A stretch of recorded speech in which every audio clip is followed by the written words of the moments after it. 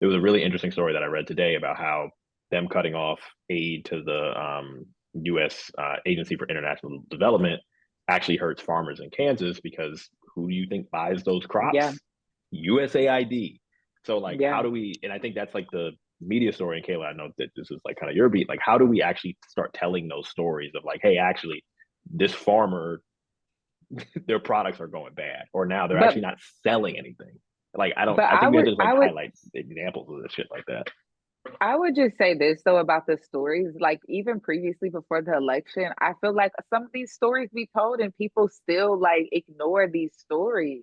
You don't That's what think that I'm these Yeah, stories, saying. I was Messaging gonna say, is I not think these gonna stories, change nothing. no, Messaging not I changing think nothing. messaging can, but I think it that's why can. I think where the Democratic Party needs to do better in connecting with making that there I feel like there's just a disconnect from the farmer to the Democratic Party. Just when they talk when I feel like the branding of the party doesn't necessarily cater to the farmer. Like I feel like farmers in the Midwest are probably identifying with the Republican Party. Not all, but I just feel like there is At a least culturally, disconnect. They Yeah, identify with that. culturally They there's identify a with that. disconnect. So I think that the Democrats can probably I feel like that would be a way where they need to um identify a storyline or something to connect with on the other side.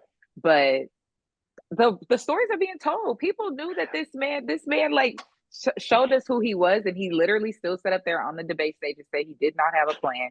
People still voted for him, and it's just like I don't even know how you really connect with people who still say yes to that.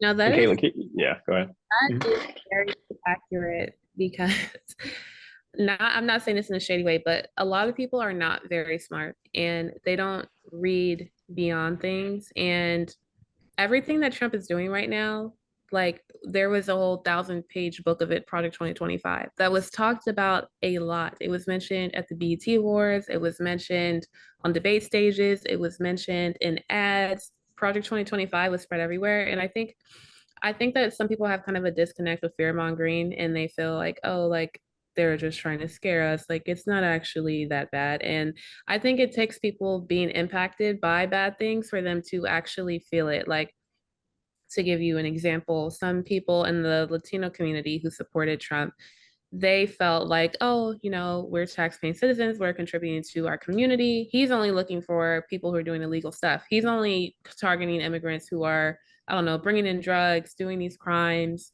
I'm not going to be affected. My family members aren't going to be affected, but they are because to them, you being an immigrant is the crime. Like you can be, living your life and that is a crime to them. And so we see deportation happening.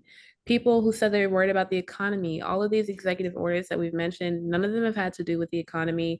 None of them are making life cheaper, more affordable. It's actually causing tariffs that are making things more expensive. And so I think now that people are experiencing it, like that might start to contribute to things. Another thing is I think we need to get a message and just repeat it, repeat it, repeat it, repeat it, repeat it.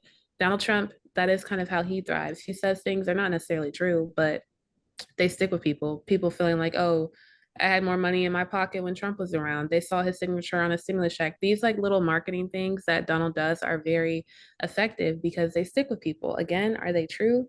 No, but they stick with people. And the last thing I can think of is really kind of investing like in the democratic media and the type of people that we're reaching and being on those podcasts. I know obviously Kamala Harris, she had a really bad deck of cards dealt to her and she had very limited time to accomplish something. But just as she was making those sprints on those podcasts, I think we need to be doing that year round. Like we need to be talking to people, not just 3 months before the election. We need to be doing it all of these 4 years. Like we need to be investing in that infrastructure, podcast influencers, often storytelling, all of that. Like just approaching this from a marketing perspective. That's kind of what moves the needle for people. So I think it's really a combination of things. But yeah, and as hard as it is to do, I think we can't focus so much on like, oh, Trump is bad. Like when we're looking towards 2028, he's God willing not going to be able to run again.